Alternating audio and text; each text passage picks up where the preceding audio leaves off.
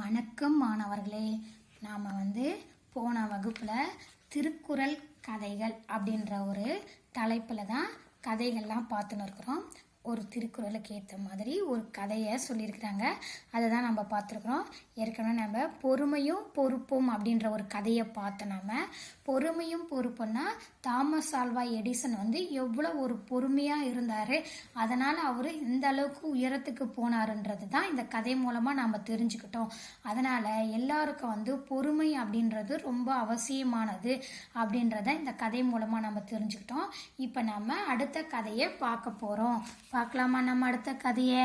அடுத்த கதை மெய்ப்பொருள் காண்போம். என்னது? மெய்ப்பொருள் காண்போம்.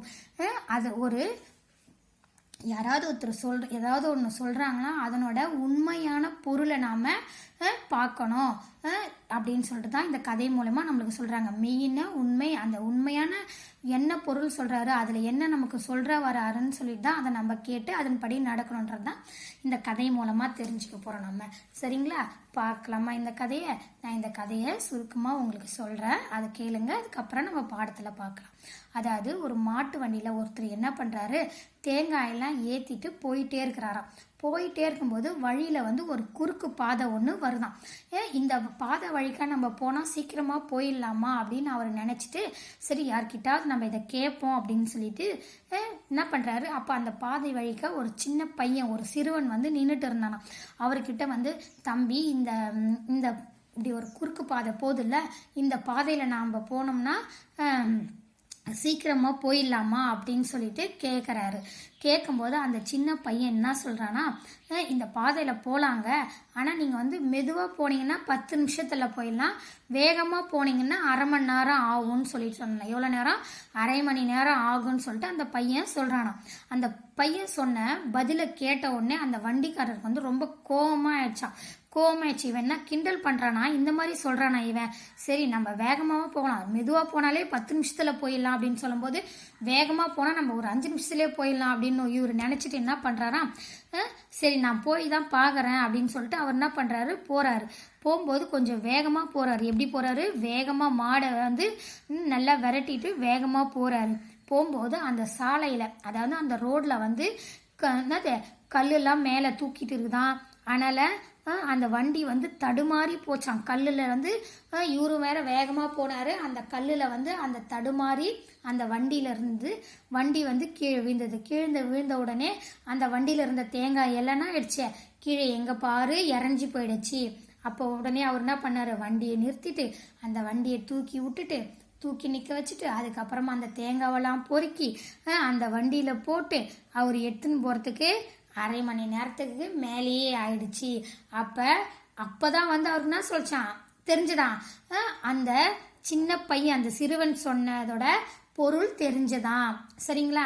அவன் என்ன சொன்னா, மெதுவா போனா எவ்வளோ நேரத்தில் போயிடலான்னு சொன்னான், 10 நிமிஷத்தில் போயிடலாம், வேகமாக போனால் அரை மணி நேரம் ஆகும்னு சொன்னான். அவர் மெதுவாக அந்த கல்லுலலாம் ஏற்றாமல் கொள்ளாமல் மெதுவாக போயிருந்தாருன்னா 10 நிமிஷத்தில் போயிட்டு இருப்பார்.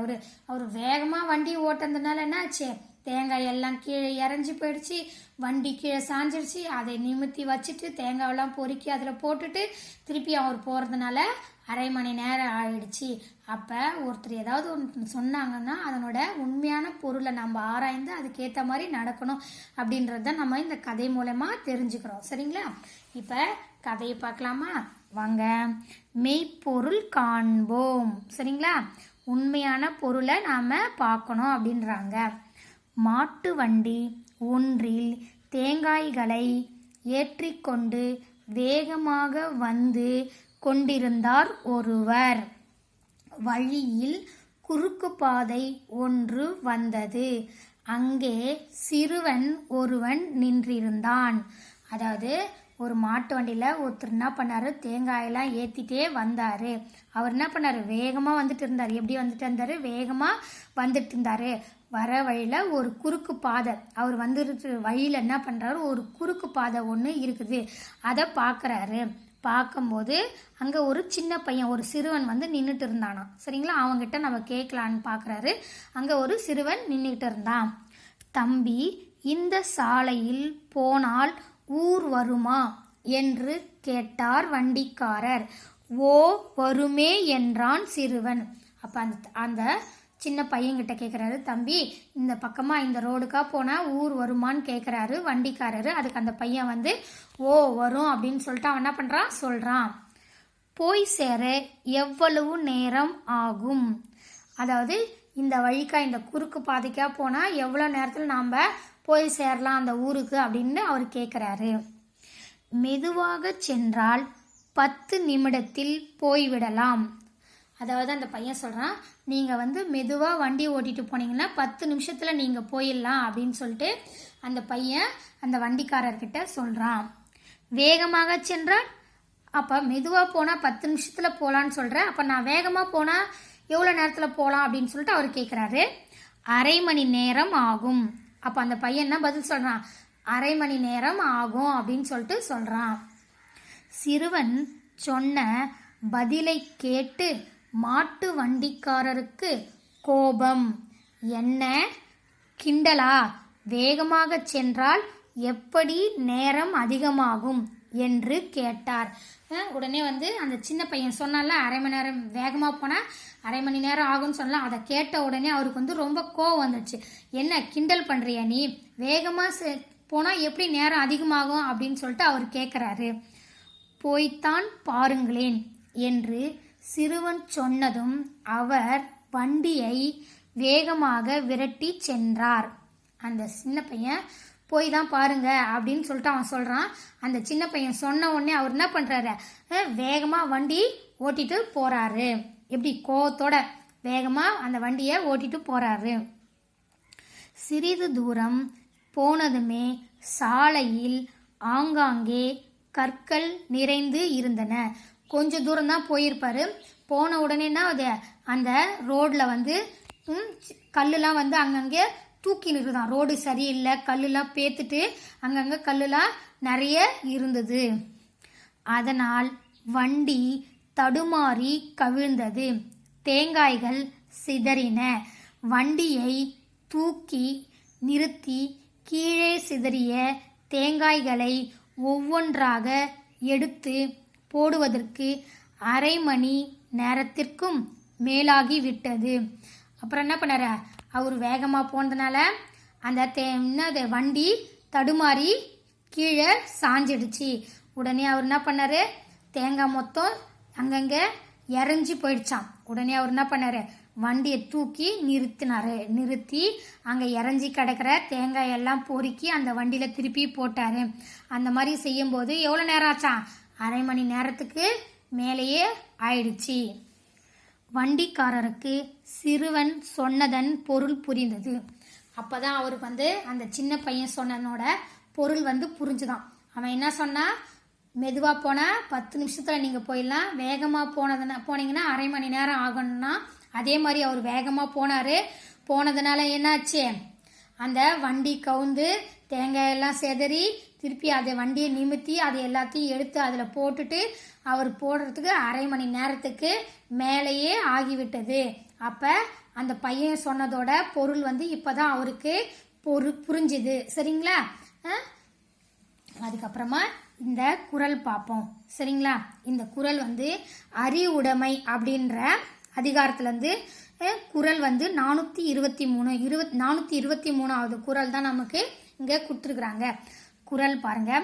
எப்பொருள் யார் யார் வாய் கேட்பினும் அப்பொருள் மெய்ப்பொருள் காண்பது அரிது. எப்பொருள் யார் யார் வாய் கேட்பினும் அப்பொருள் மெய்ப்பொருள் காண்பது அறிவு. சரிங்களா? பொருளோட வந்து குறளோட விளக்கம். எப்பொருளை யார் யாரிடம் கேட்டாலும் கேட்டவாறே எடுத்துக்கொள்ளாமல் அப்பொருளின் மெய்யான பொருளை காண்பதே அறிவாகும். எப்பொருளை யார் யாரிடம் கேட்டாலும் கேட்டவாறே எடுத்துக்கொள்ளாமல் அப்பொருளின் மெய்யான பொருளை காண்பதே அறிவாகும். அதாவது யாராவது ஏதாவது சொன்னாங்கன்னா அவங்க சொன்னதை அப்படியே கேட்காம என்ன பண்ணமா, அதனோட பொருளை உணர்ந்து அதில் வந்து நம்ம ஆராய்ச்சி பார்த்து அது அவங்க என்ன சொன்னாங்கன்றதை நம்ம புரிஞ்சுக்கணும்னு சொல்லிட்டு இந்த குறள் மூலமாக நம்மளுக்கு சொல்லிக்கிறாங்க. அவங்க சொன்னதை அவங்க சொன்னதை சரியா புரிஞ்சுக்கணும். அந்த பையன் என்ன சொல்றான், அரை மணி நேரம் வேகமா போனா அரை மணி நேரம் ஆகும்னு சொல்றான். அதை சரியா புரிஞ்சுட்டு இருந்தோம்னா என்னது, அவருக்கு இந்த தவறு நடந்திருக்காது. அவன் மெதுவா போகும்போது 10 நிமிஷம் தான் ஆகும்னு சொன்னான். அப்ப அவர் சொன்னதை கேட்டிருந்தா அவருக்கு வந்து அரை மணி நேரம் ஆயிருக்காது. ஏன் அவருக்கு அரை மணி நேரம் ஆயிடுச்சு, மாட்டு வண்டி கவிழ்ந்து தேங்காய் எல்லாம் செதறி அதெல்லாம் எடுத்து திருப்பி வச்சுட்டு போறதுக்கு அவருக்கு அரை மணி நேரம் ஆயிடுச்சு. அப்ப அவங்க சொன்னதை கேட்டு மெதுவா போயிருந்தா அவர் எப்படி போயிருக்கலாம், 10 நிமிஷத்துல போயிருக்கலாம். அதனால யார் எது சொன்னாலும் அதனோட உண்மையான பொருளை ஆராய்ந்து அந்த பொருளை தான் நாம எடுத்துக்கணும்னு சொல்லிட்டு இந்த திருக்குறள் மூலமா சொல்றாங்க. சரிங்களா? இப்ப நம்ம அடுத்த கதையை பார்க்கலாம் வாங்க. அடுத்தது வந்து பாருங்க, குற்றமும் குறையும். அது குற்றமும் குறையும். சரிங்களா?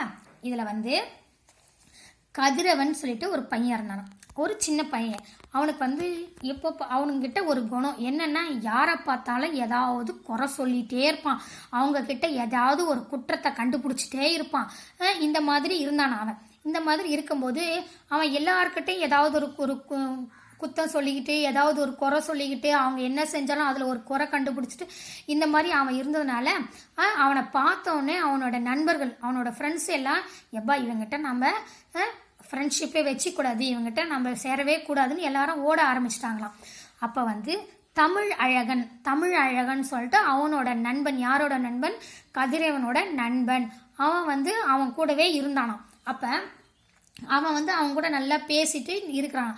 அப்போ தமிழழகனை பார்க்கறதுக்காக ஒரு 4 பேர் வராங்க. வரும்போது அவன் கதிரவன் கூட இருக்கிறதுனால அவங்க எல்லாரும் போயிடுறாங்க. சரிங்களா? அப்போ உடனே கதிரவன் வந்து என்ன கேட்குறான் தமிழழகன்கிட்ட, ஏன் என்னை பார்த்தோன்னே எல்லாரும் ஓடி போயிடுறாங்க, என்ன காரணம் அப்படின்னு சொல்லிட்டு அவன் கேட்குறான். அதுக்கு வந்து என்ன சொல்கிறான், தமிழழகன் சொல்கிறான் கதிர்கிட்ட, அது மாதிரி நீ வந்து யாரை பார்த்தாலும் அவங்க கிட்ட ஏதாவது ஒரு குற்றம் குறைய கண்டுபிடிச்சிட்டே இருக்கிற, மற்றவங்க கிட்ட இருந்து ஒரு குற்றத்தை சொல்லிட்டே இருக்கிற, அதனால தான் வந்து உன்னை பார்த்தோன்னே எல்லாருமே ஓடி போயிடுறாங்க. அதாவது யார்கிட்டமே வந்து குற்றம் குறைன்றது இல்லாமல் இருக்கவே இருக்காது, எல்லார்கிட்டமே இருக்கும். உன்கிட்டயும் ஒரு குறை இருக்குது, ஒரு குற்றம் இருக்குது, என்னன்னா உன்னோட குணம் அந்த மாதிரி, அதனால உன்னை பார்த்து எல்லாரும் பயந்து ஓடுறாங்க. அதனால நாம் என்ன பண்ணணும், யார்கிட்டையுமே அவங்களோட குற்றம் குறைய சொல்லக்கூடாது, நம்ம நாக்கை வந்து அடக்கி வச்சு பேசணும். அதனால மற்றவங்க மனசு கஷ்டப்படுற மாதிரி யார்கிட்டையும் நம்ம பேசக்கூடாது. அந்த மாதிரி நீ இருந்தினா உன்கிட்ட வந்து எல்லாருமே ஃப்ரெண்ட்ஸாக இருப்பாங்க அப்படின்னு சொல்லிட்டு தமிழழகன் சொல்கிறான். அதை கேட்டவுடனே கதிரன் வந்து தன்னோட குணத்தை மாற்றிக்கிட்ட உடனே அவங்க கூட வந்து என்ன பண்ணுறாங்க, எல்லாரும் கொஞ்சம் கொஞ்சமாக அவனோட நண்பர்களாக ஆகுறாங்க. சரிங்களா? அப்போ இந்த கதையிலேருந்து நீங்கள் என்ன தெரிஞ்சுக்கிறீங்க, யாரையுமே நாம் குற்றம் சொல்லக்கூடாது, எல்லாருக்கிட்டையும் ரொம்ப ஃப்ரெண்டாக பழகணும், நம்ம நாக்கு அடக்கி வச்சு பேசணும், யாரை ஒன்றாலும் எது ஒன்றாலும் பேசிடக்கூடாது, மற்றவங்க மனசு கஷ்டப்படுற மாதிரி நம்ம பேசக்கூடாது அப்படின்னு சொல்லிட்டு இந்த கதை மூலமாக நம்ம தெரிஞ்சுக்கிறோம். சரிங்களா? வாங்க இந்த கதையை பார்க்கலாம். குற்றமும் குறையும். கதிரவனிடம் வேண்டாத குணம் ஒன்று இருந்தது. அதாவது எப்போது பார்த்தாலும் யாரை பற்றியாவது எதை பற்றியாவது குறை சொல்லி கொண்டே இருப்பான். அதனால் அவனை பார்த்தாலே போதும் எல்லா நண்பர்களும் ஓடத் தொடங்கி விடுவர். அதாவது கதிரவன் கிட்ட ஒரு குணம், அவன் வந்து யாரை பார்த்தாலும் எப்போ பார்த்தாலும் ஏதாவது ஒரு குறை சொல்லிட்டே இருப்பானா. அதனால அவன்கிட்ட எந்த நண்பர்களுமே சேரதில்லை, அவனை பார்த்தாலே ஓடி போயிடுவாங்கண்ணா. இவனை கண்ணில் நம்ம மாட்டினா ஏதாவது ஒன்று சொல்லிகிட்டே இருப்பான் அப்படின்னு சொல்லிட்டு என்ன பண்ணுவானா, எல்லாரும் ஓடி போயிடுவாங்களாம். தமிழழகன் ஒருவன்தான் இப்போதும் அவனுடன் பேசுகிறான், வேறு எவரும் பேசுவதில்லை. அன்று தமிழழகன் 4 நண்பர்களுடன் பேசிக் கொண்டிருந்ததை கண்டான் கதிரவன். ஆர்வத்துடன் அவர்கள் அருகில் வந்தான். கதிரவனை பார்த்ததும் எல்லோரும் ஒதுங்கி செல்ல தமிழழகன் மட்டுமே தனியாக நின்றான். கதிரவனின் முகம் வாடியது. அப்போ வந்து தமிழழகன் வந்து கதிரவனோட ஃப்ரெண்டு, அவன் என்ன பண்ணான், 4 பேர் கூட பேசிட்டு இருந்தானா. பேசிட்டு இருக்கும்போது அந்த இடத்துல வந்து கதிரவன் வந்து போனான். கதிரவன் போன உடனே என்ன பண்ணாங்க, நாமளும் போய் அவங்க கிட்ட பேசினு இருக்கலாம்னு அவன் போனான். அவனை பார்த்த உடனே தமிழழகன் கூட இருந்தவங்க எல்லாரும் என்ன பண்ணிடுறாங்க, போயிடுறாங்க. அவங்க எல்லாம் போன உடனே இவனோட முகம் வந்து ரொம்ப வாடி போயிடுது, ரொம்ப இவன் கஷ்டப்படுறான். என்ன கதிர், ஏன் என்னவோ போல் இருக்கிறாய் என்று கேட்டான் தமிழழகன். அப்போ வந்து தமிழழகன் வந்து கதிரவன் கிட்ட கேட்குறான், என்னப்பா ஒரு மாதிரி இருக்கிற, என்ன ஆச்சு அப்படின்னு சொல்லிட்டு அவன் கேட்குறான். ஆமாம் தமிழ், என்னை பார்த்தாலே எல்லோரும் ஓடி போறாங்களே என்றான் கதிரவன். அப்போ தமிழ்கிட்ட என்னை பார்த்தாலே எல்லாருமே ஓடி போயிடுறாங்களே, ஏன் எல்லாரும் என்னை பார்த்தோன்னே ஓடி போயிடுறாங்க அப்படின்னு சொல்லிட்டு கதிரவன் கேட்குறான். எல்லாம் யாரால, உன்னால தானே என்றான் தமிழழகன். இது எல்லாமே உன்னால தான், ஏன்னா நீ எல்லாரும் ஏதாவது ஒரு குறை சொல்லிட்டே இருக்கிற, அதனால உங்ககிட்ட யாருமே சேர மாட்டேறாங்க, அதனால தான் உன்னை பார்த்தோன்னே எல்லாரும் போயிடுறாங்க அப்படின்னு சொல்லிட்டு சொல்றான். நான் என்ன தப்பு பண்ணினேன், பிறர்கிட்ட உள்ள குற்றம் குறையை தானே பேசினேன் என்றான் கதிரவன். அதாவது நான் என்ன தப்பு பண்ணேன், மற்றவங்க கிட்ட என்ன குறைறது குற்றது அதை மட்டும்தான் நான் சொன்னேன், இதுல என்ன தப்பு அப்படின்னு சொல்லிட்டு அது கதிரவன் கேட்கறான். கதிர், குற்றம் குறை யார்கிட்டேதான் இல்லை, உன்னோட குறை என்னன்னு உனக்கு தெரியுமா? அப்ப வந்து கதிர்கிட்ட தமிழ் சொல்றான், கதிர் யார்கிட்ட தான் குற்றம் குறை இல்லை, எல்லார்கிட்டயுமே தான் இருக்குது, உங்ககிட்ட தான் குற்றம் குறை இருக்கிறது, நீ என்ன பண்ற, எல்லாரையும் ஏதாவது ஒன்று சொல்லிட்டே இருக்கிற, அதுவே ஒரு குறை தானே உங்ககிட்ட அப்படின்னு அவன் கேட்குறான். நீ பிறரை புறம் பேசுறதான் உன்னோட குறை, உன்னோட நாக்கை அடக்கு, எல்லோரும் உன்கிட்ட பேசுவாங்க என்றான் தமிழழகன். உன்னோட குறை வந்து என்னது, நீ எல்லாரையும் அவங்க போன பின்னாடி அவங்க இப்படி அப்படின்னு நீ பேசுற, அதனால தான் உங்களோட யாரும் சேர மாட்டுறாங்க, உன்னோட நாக்கை வந்து அடக்கி வை, நீ யாரையும் அந்த மாதிரி பேசாத, மற்றவங்க மனசு கஷ்டப்படுற மாதிரி நீ பேசாத, அந்த மாதிரி நீ இருந்தினா உங்ககிட்ட எல்லாருமே வருவாங்க, எல்லாருமே பேசுவாங்க அப்படின்னு சொல்லிட்டு தமிழழகன் சொல்றான். கதிரவன் தன்னை திருத்தி கொண்டான். எல்லோரும் அவனுடன் மெல்ல மெல்ல பேச தொடங்கினர். கதிரவன் உடனே தன்னோட குணத்தை மாத்திக்கினான். தமிழழகன் சொன்ன உடனே அவன் என்ன பண்ணா, தன்னோட குணத்தை மாத்திக்கினான். உடனே எல்லாரும் என்ன பண்ணாங்க, கொஞ்சம் கொஞ்சமா அவன் இப்ப வந்து அந்த மாதிரிலாம் பேசுறது இல்லைன்ட்டு எல்லாரும் என்ன பண்ணாங்க, அவனோட நண்பர்கள் எல்லாம் கொஞ்சம் கொஞ்சமா அவங்க கூட வந்து பேச ஆரம்பிச்சாங்க. சரிங்களா? இப்ப இந்த குறள் பார்க்கலாம். அதாவது அடக்கமுடைமை குறள் 127. அடக்கமுடைமை அப்படின்ற அதிகாரத்துல இருந்து 127வது குறள் தான் நமக்கு வந்திருக்குது. கவனிங்க. குறள்: யாகாவார் ஆயினும் நாக்காக்க காவாக்கால் சோ காப்பார் சொல்லிழுக்குப்பட்டு. யாகாவார் ஆயினும் நாக்காக்க காவாக்கால் சோ காப்பார் சொல்லிழுக்குப்பட்டு. சரிங்களா? இப்ப குறளோட விளக்கத்தை பார்க்கலாம். விளக்கம்: காக்க வேண்டியவற்றுள் எவற்றை காக்காவிட்டாலும் நாவையாவது காக்க வேண்டும். காக்க தவறினால் சொற்குற்றத்தில் அகப்பட்டு துன்புறுவர். காக்க வேண்டியவற்றுள் எவற்றை காக்காவிட்டாலும் நாவையாவது காக்க வேண்டும். காக்க தவறினால் சொற்குற்றத்தில் அகப்பட்டு துன்புறுவர். அதாவது இந்த குறள் மூலமா என்ன சொல்றாங்க, நாம வந்து காக்க வேண்டியவற்றை எதை ஒன்னாலும் நம்ம காக்கிறோமோ பாதுகாக்கலையோ, ஆனா நம்ம நாக்கை வந்து பாதுகாக்கணும்.